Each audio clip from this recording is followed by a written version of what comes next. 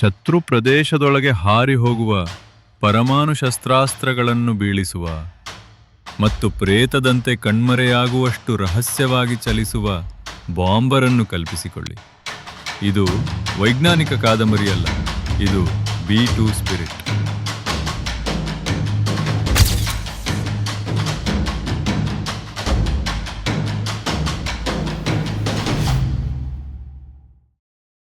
ನಮಸ್ಕಾರ. ಇವತ್ತು ನಾವು ಈ B2 ಸ್ಪಿರಿಟ್ನ ಒಳಹೊಕ್ಕು ನೋಡೋಣ. ರಾತ್ರಿ ಹೊತ್ತು ಶಬ್ದನೇ ಇರಲ್ಲ, ಬಹುತೇಕ ಕಣ್ಣಿಗೂ ಕಾಣಿಸಲ್ಲ. ಆದರೆ ಎಂಥ ಆಧುನಿಕ ಏರ್ ಡಿಫೆನ್ಸ್ ಸಿಸ್ಟಮ್ ಇದ್ರೂ ಅದರ ಕಣ್ಣು ತಪ್ಪಿಸಿ ನುಗ್ಗಬಲ್ಲ ಒಂದು ಶಕ್ತಿ, ಇಡೀ ಇತಿಹಾಸನೇ ಬದಲಿಸೋ ತಾಕತ್ತಿರೋ ಅಸ್ತ್ರಗಳನ್ನ ಹೊತ್ಸಾಗುತ್ತೆ. ಆದರೆ ಅದರ ಬೆಲೆ ಕೇಳಿದ್ರೆ ಶಾಕ್ ಆಗುತ್ತೆ. ಒಂದೊಂದಕ್ಕೆ $2 ಬಿಲಿಯನ್. ಇದುವರೆಗೂ ಕಟ್ಟಿರೋದ್ರಲ್ಲೇ ಅತ್ಯಂತ ದುಬಾರಿ ವಿಮಾನ. ಹೌದು, ಅದೇ B2 spirit stealth bomber.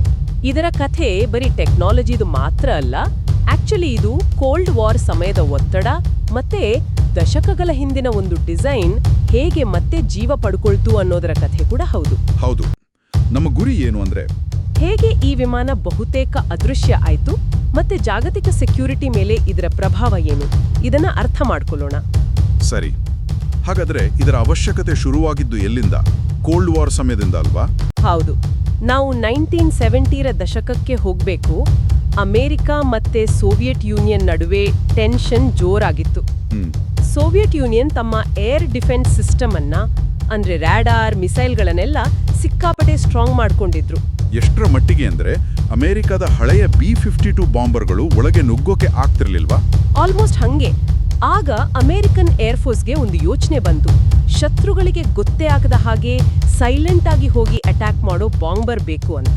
Okay, ಅದೇ ಅಡ್ವಾನ್ಸ್ ಟೆಕ್ನಾಲಜಿ ಬಾಂಬರ್ ಅಂದ್ರೆ ATB ಪ್ರೋಗ್ರಾಮ್ ಶುರುವಾಗೋಕೆ ಕಾರಣ. ಸೊ ಈ ಹೊಸ ಬಾಂಬರ್ ಡಿಸೈನ್ ಮಾಡಕ್ಕೆ ಅವರು ಒಂದು ಹಳೆ ಐಡಿಯಾ ಕಡೆ ತಿರುಗಿದ್ರು ಅಂತ ಕೇಳಿದೆ.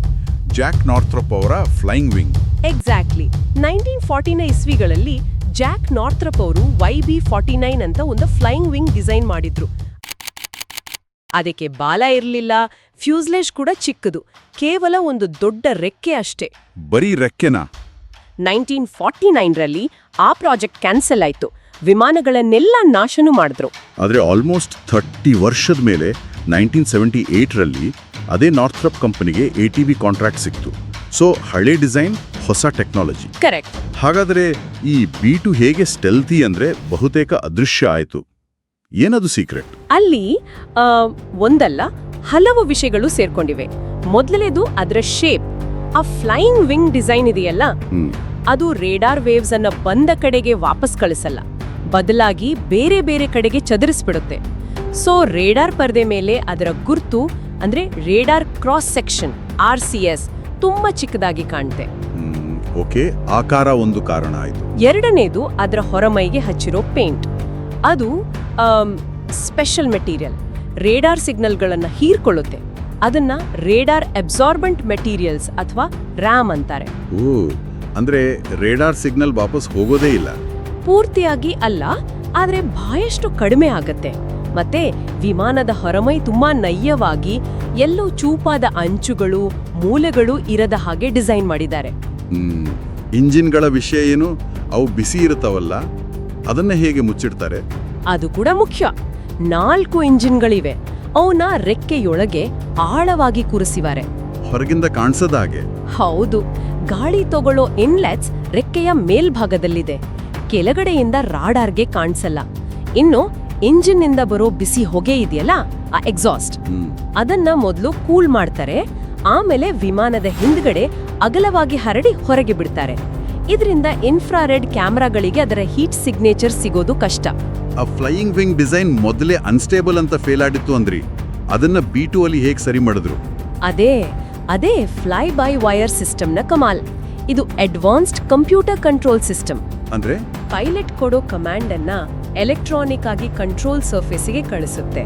ಅದೇ ಸಮಯದಲ್ಲಿ ವಿಮಾನ ಸಹಜವಾಗಿ ಅಸ್ಥಿರವಾಗಿರುತ್ತಲ್ಲ, ಅದನ್ನ ಪ್ರತಿ ಸೆಕೆಂಡು 1000 ಸಾರಿ ಸಣ್ಣ ಸಣ್ಣ ಅಡ್ಜಸ್ಟ್ಮೆಂಟ್ ಮಾಡಿ ಸ್ಟೇಬಲ್ ಆಗಿರುತ್ತೆ. ವಾವ್! ಸೊ ಈ ಎಲ್ಲ ಟೆಕ್ನಾಲಜಿ ಸೇರಿ B-52ಗೆ ಹೋಲಿಸಿದ್ರೆ B2ನ ರೇಡಾರ್ ಸಿಗ್ನೇಚರ್ 1000 ಪಟ್ಟು ಚಿಕ್ಕದು ಅಂತಾರಲ್ಲ? ಹೌದು, ರೇಡಾರ್ ಸ್ಕ್ರೀನ್ ಮೇಲೆ ಅದನ್ನ ನೋಡಿದ್ರೆ ಏನೋ ಒಂದು ಹಕ್ಕಿ ಹಾರಾಡ್ತಿದೆ ಅನ್ಸುತ್ತೆ ಅಷ್ಟೇ. ನಂಬೋಕೆ ಕಷ್ಟ.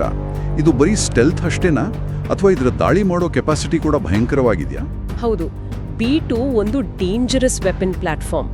ಸುಮಾರು 20 ಟನ್ ಪೇಲೋಡ್ ಹೊರುತ್ತೆ. 20 ಟನ್? ಅದರಲ್ಲಿ ಏನೆಲ್ಲ ಇರುತ್ತೆ?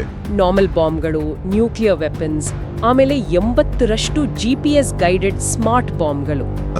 ಅಥವಾ ಭೂಮಿ ಒಳಗಿನ ಬಂಕರ್ಗಳನ್ನ ಪುಡಿ ಮಾಡೋಕೆ ಅಂತಾನೆ ಮಾಡಿರೋ 15 ಟನ್ ತೂಕದ GBU-57 ಬಂಕರ್ ಬಸ್ಟರ್ ಬಾಂಬನ್ನು ಇದು ಹೊತ್ತೊಯ್ಯಬಲ್ಲದು. 15 ಟನ್ ಒಂದೇ ಬಾಂಬು. ಮತ್ತೆ ಇದರ ರೇಂಜ್ ಎಲ್ಲಿವರೆಗೂ ಇದೆ?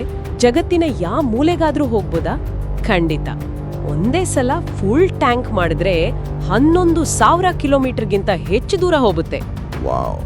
ಆಕಾಶದಲ್ಲೇ ಇಂಧನ ತುಂಬಿಸ್ಕೊಂಡ್ರೆ ವರ್ಚುವಲಿ ಎಲ್ಲಿಗೆ ಬೇಕಾದ್ರೂ ತಲುಪಬಹುದು. ಸ್ಪೀಡ್ ಮತ್ತೆ ಎಷ್ಟು ಎತ್ತರದಲ್ಲಿ ಹಾರ್ತ? ಗಂಟೆಗೆ 900 ಕಿಲೋಮೀಟರ್ ಸ್ಪೀಡ್ವರೆಗೂ ಹೋಗುತ್ತೆ.